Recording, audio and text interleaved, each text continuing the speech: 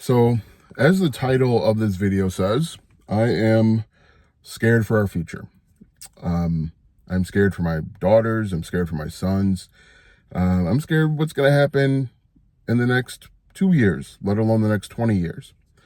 I voted for Vice President Kamala Harris, which that sentence alone could put me and my family in jeopardy.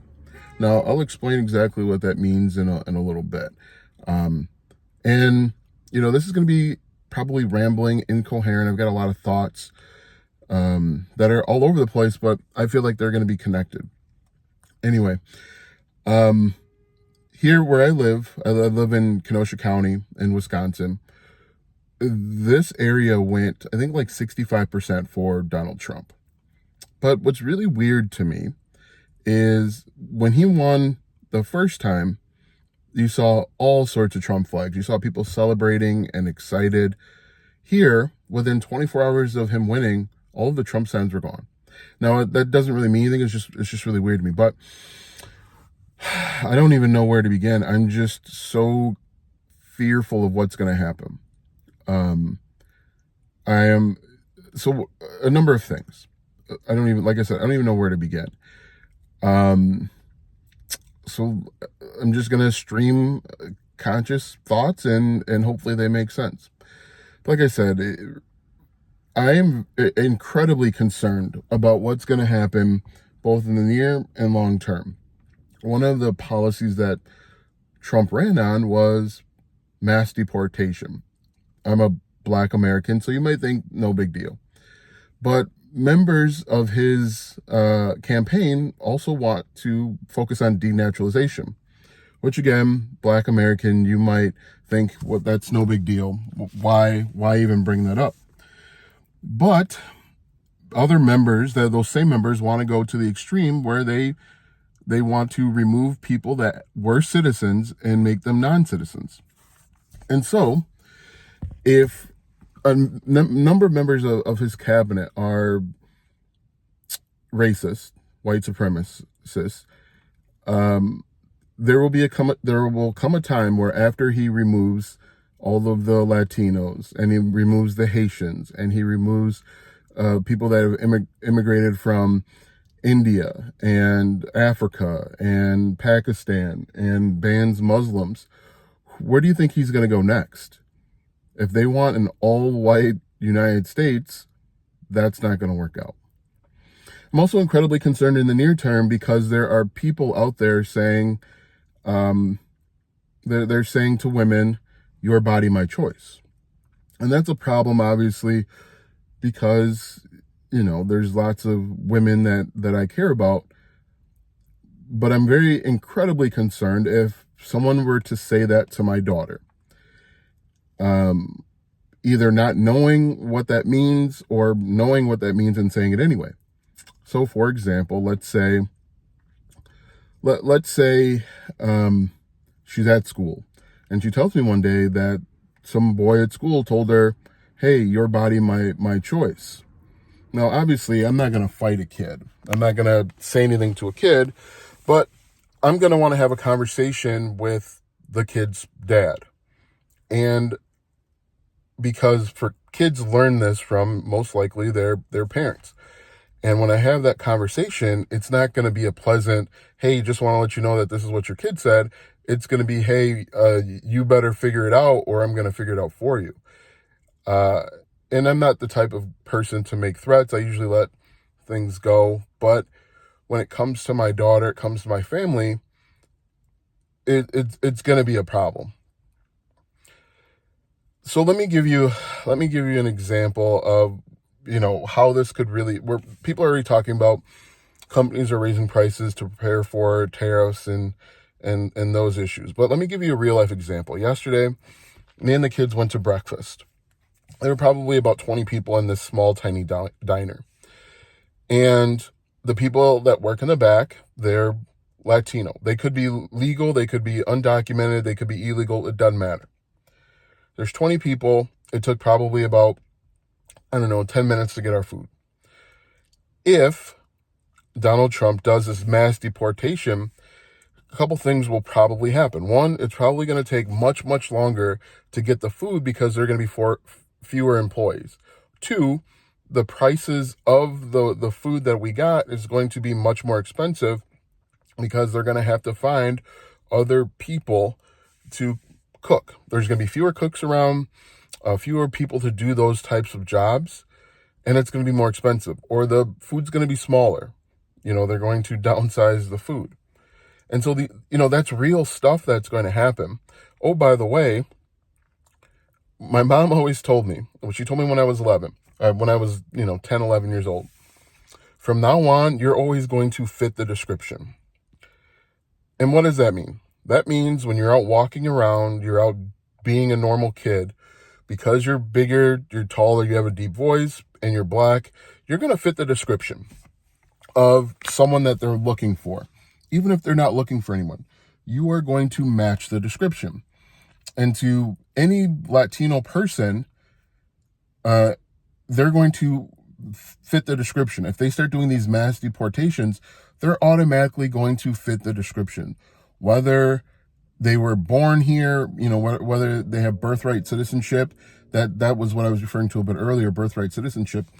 If they have birthright citizenship or not, you're going to fit the description, right?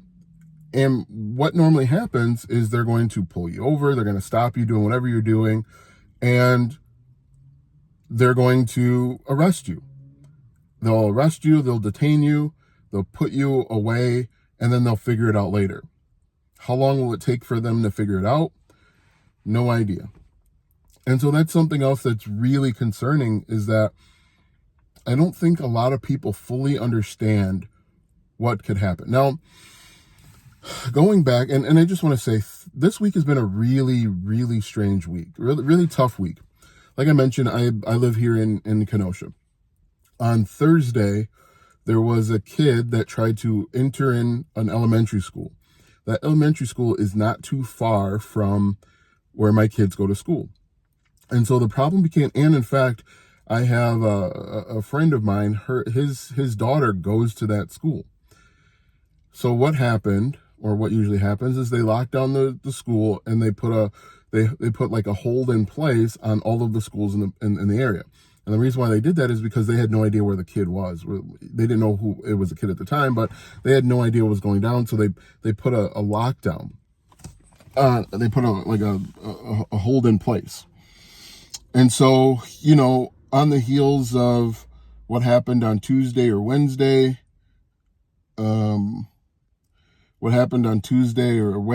then this thing on Thursday, it's been a really long week.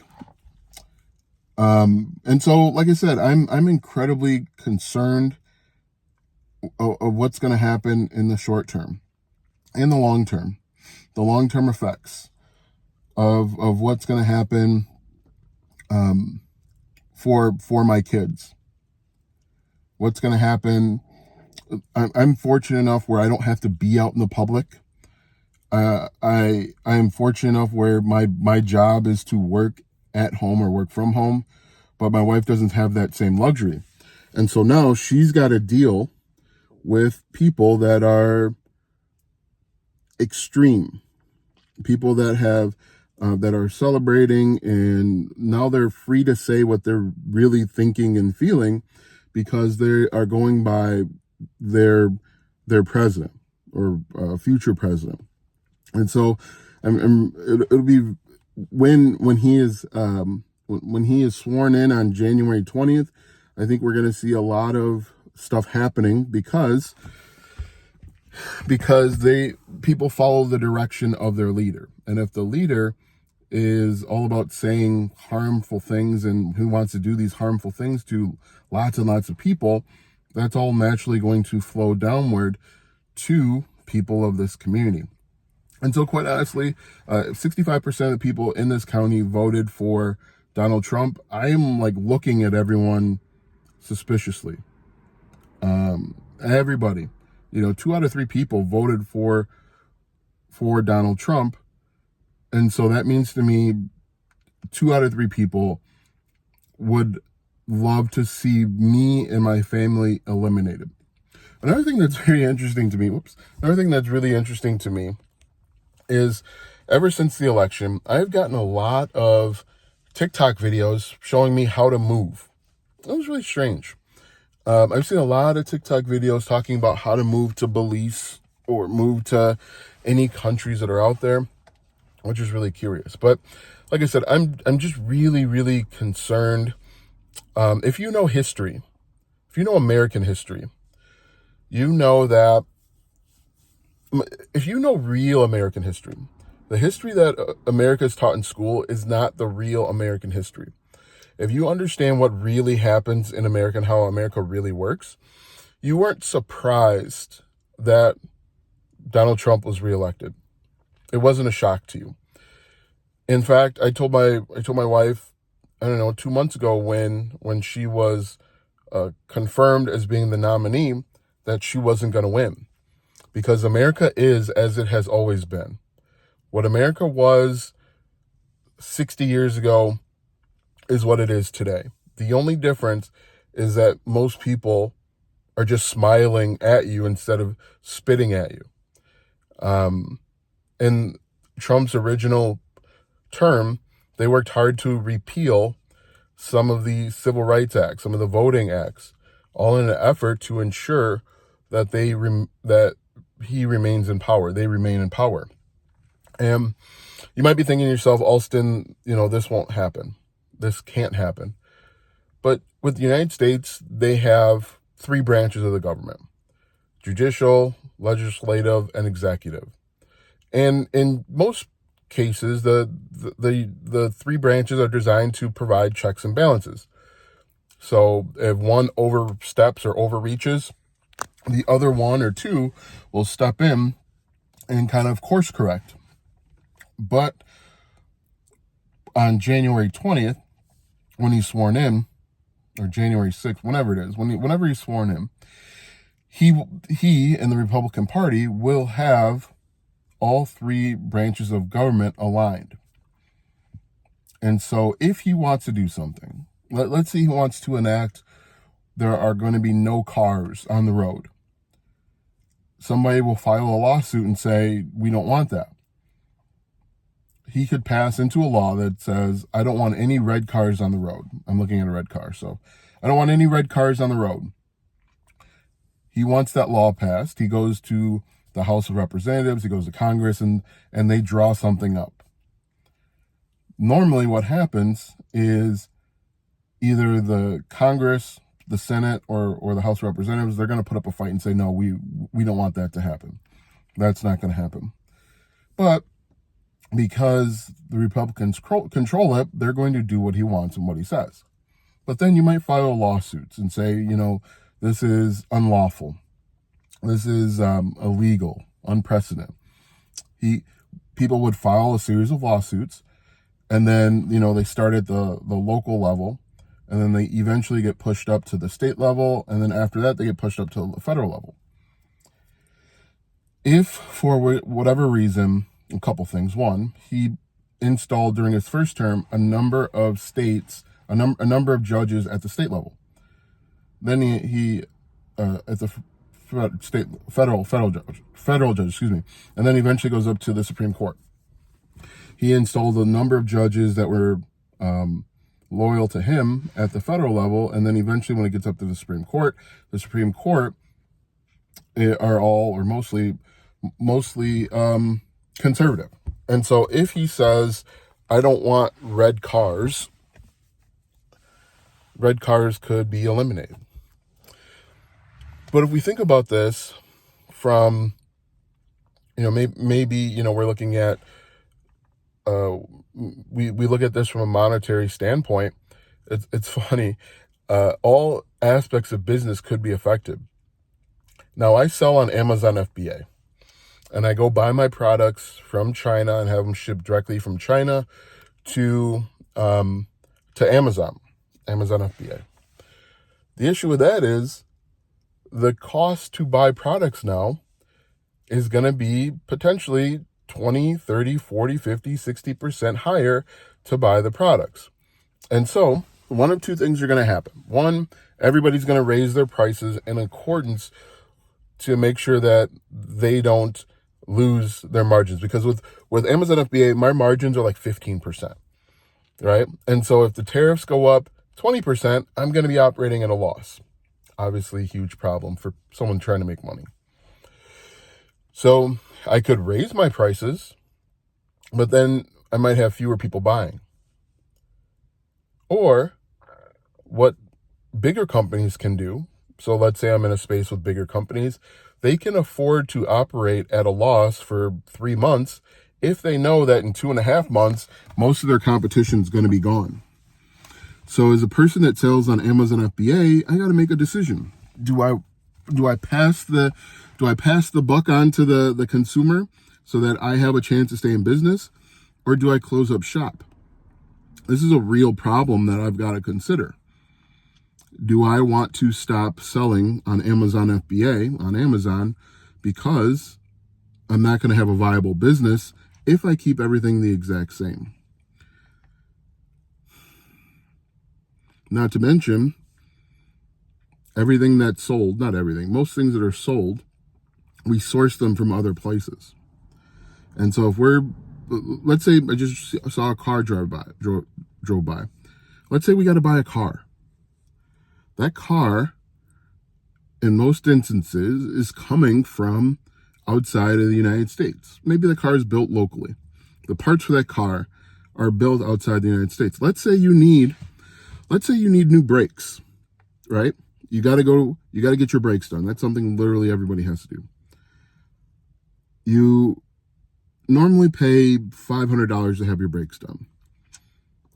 The brakes are manufactured in China, Australia, doesn't matter. The shop owner that normally does your brakes, he's done your brakes for 20 years. Instead of paying $500 for the brake repair, you need to pay $650. Why do you have to pay $650? You got to pay $650 because now the parts are more expensive. You might have to pay $650 because you can't find the labor. There's a labor shortage. The other issue potentially is because there's a labor shortage, a brake repair tech can now potentially ask for more money per hour, which is a good thing. That's a good thing. But for you, a brake job that normally costs $500 now costs $650. And so everything is about to be more difficult. Everything's going to be harder. Everything's going to be a challenge. But selfishly, I'm incredibly concerned about my kids, my family. I'm concerned about what's going to happen over the next 4 years, over the next 10 years, 15 years, because the stuff that's enacted today usually has a greater impact year, 2 years, 3 years, 5 years down the road. And so I'm really concerned about what's going to happen, how it's going to happen, how quickly it's going to happen. We're already seeing reports of people, like I said, raising prices for stuff, not giving out Christmas bonuses because they're having to buy more products, which actually sounds like funny math, but it is what it is.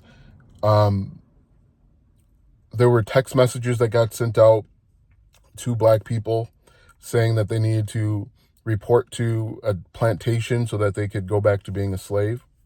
That's only going to get worse. That was before he actually has any power and is in office. What's going to happen once he's in office and he starts the deportations? What's going to happen in schools when two kids get in an argument? One kid is Hispanic and the other kid isn't, and they say, well, I'm just going to call the police so you can be deported. I'm going to call the police on you so that they can kick you out of the country. Because that's going to happen. I guarantee you it's going to happen. Because kids, they have no filter and they don't really understand what they're saying. They just want to hurt that person. But I guarantee you that, and kids are incredible listeners. They hear everything. I guarantee you that that kid is listening to his parents, even when the parents think the kid isn't. And they're going to say, whatever their parents are saying. And so it's incredibly concerning because I think it's going to get really nasty. Really, really nasty. And I think I think in my honest opinion, I think the next 4 years is going to be really combustible. I think a lot of people are going to be on edge all the time. I think a lot of people are going to be incredibly concerned. And I also think that a lot of people no longer trust other people. You're always going to be looking over your back, looking over your shoulder. A little bit at the beginning of the video, I mentioned why saying that I voted for Kamala Harris is a problem, could be a problem, because one of the things that Donald Trump said that he wanted to do was he wanted to get rid of his political enemies. Now, you might be saying, Alston, he's talking about Nancy Pelosi and he's talking about, somebody high up.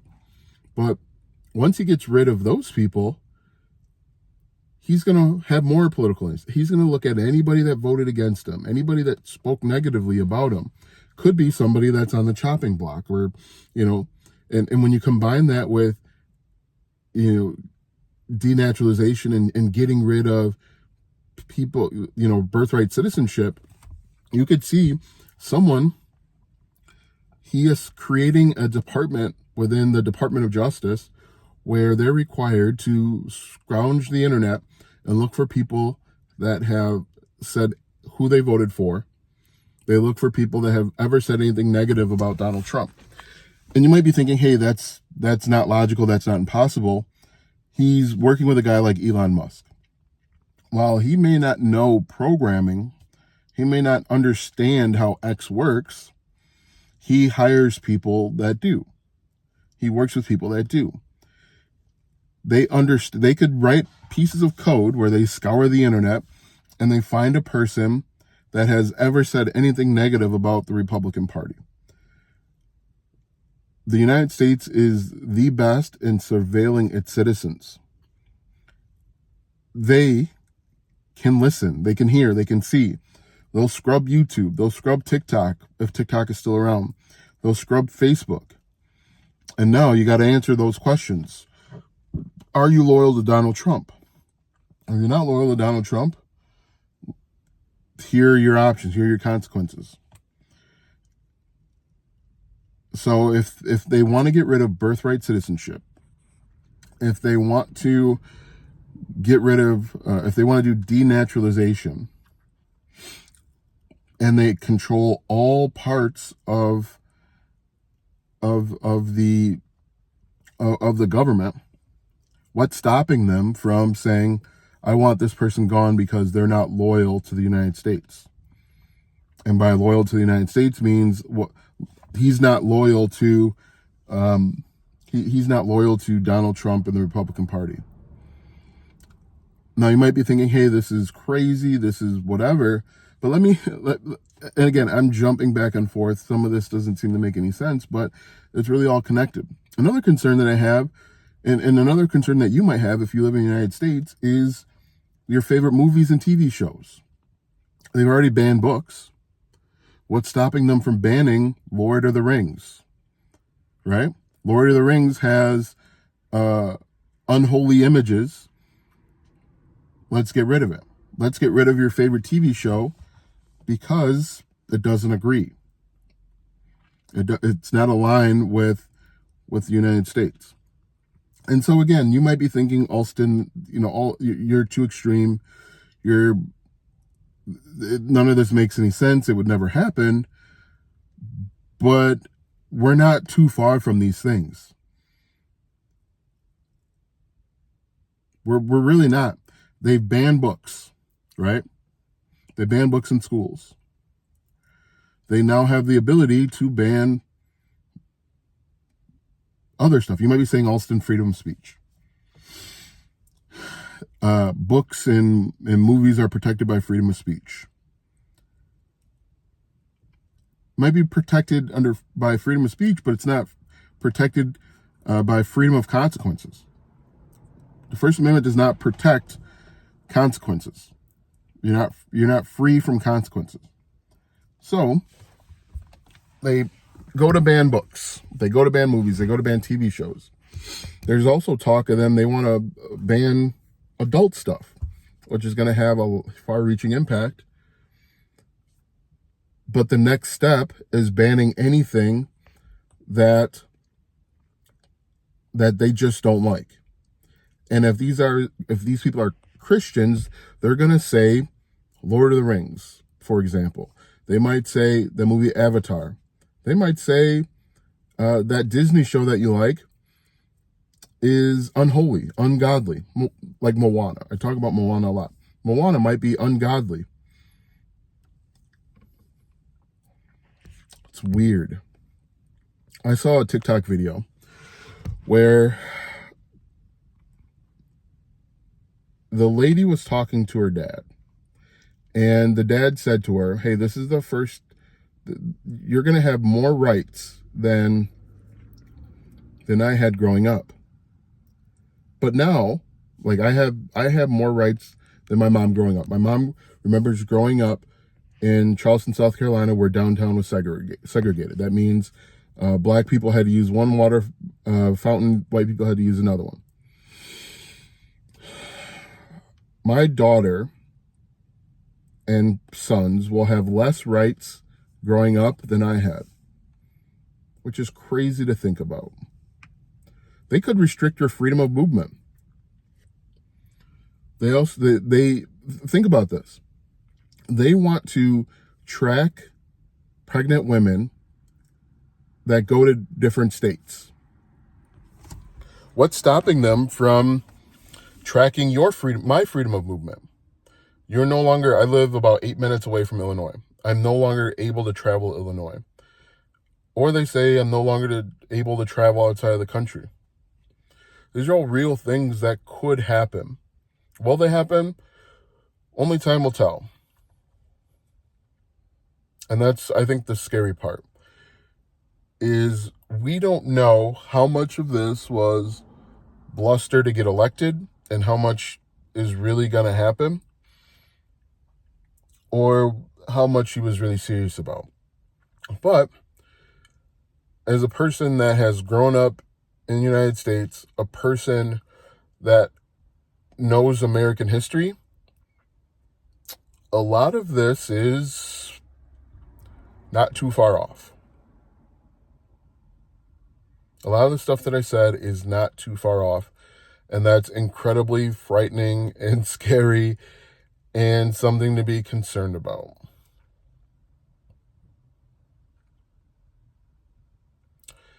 The best we can hope for is he said a lot of that stuff just to get elected and didn't mean it, which would upset his base, or the base of people that voted for him. The worst case scenario is they didn't tell us everything that they wanted to do. You know, they had a bunch of tricks up their sleeve that they didn't want to communicate, because if they did, it would make a lot more people upset. Somewhere in the middle is scary, right? So what am I going to do? I'm going to keep moving forward, keep creating content, keep creating YouTube videos. I'm going to update, make sure my passport is current, make sure my kids have a passport, and my wife. The other issue, too, is they want to potentially get rid of Medicaid, which is a huge problem, because my mom, over the last, I would say 2 to 3 years, she's had multiple strokes. She is unable to walk on her own.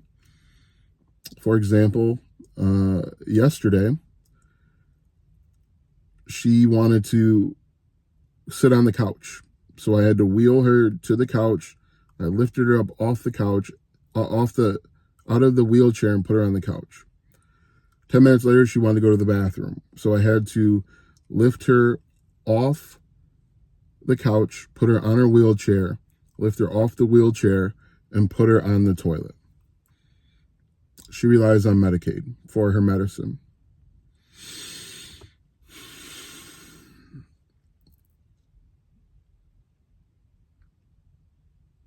I don't know if people didn't think about all of this or if they don't really understand, because, America has like the average reading level of like a fifth grader.